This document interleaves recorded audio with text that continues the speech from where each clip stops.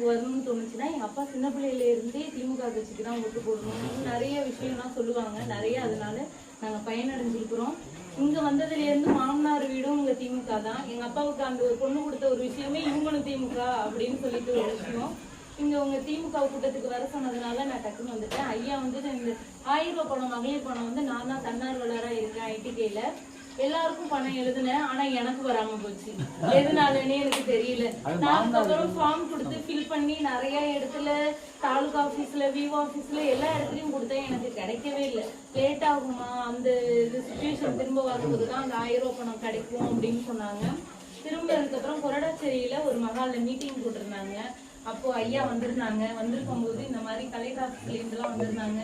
1000 ரூபாய் பணம் எனக்கு கிடைக்கல சார்ன்னு சொல்லிட்டு ஃபார்ம் எழுதி ஆனந்த் சார் இருக்காங்களே அவங்க மூலியமா நான் கொடுத்தோடனே எனக்கு தையல் மிஷினும் வேணும் 1000 ரூபாய் பணமும் வேணும். நான் ரெண்டுத்துல எது உனக்கு வேணும் ஃபர்ஸ்ட் அடுத்தடுத்து ஒண்ணு ஒண்ணா செய்யறேன் அப்படின்னாங்க. 1000 ரூபாய் பணம் எனக்கு மாசம் மாசம் எல்லாத்தையும் ஏறிட்டு இருக்கு சார்.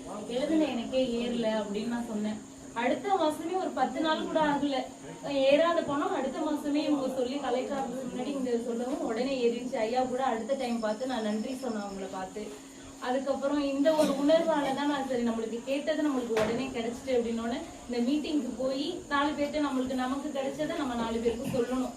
நான் யார் மூலயமா நம்மளுக்கு பயன் அடையுதுங்கிறது தான் நம்மளுக்கு மெயின். நான் அதுல பயனடைஞ்சேன். அதனால அந்த உணர்வோட நான் வந்துட்டேன். குழந்தை இருந்தாலும் பரவாயில்ல சரி நம்ம போய்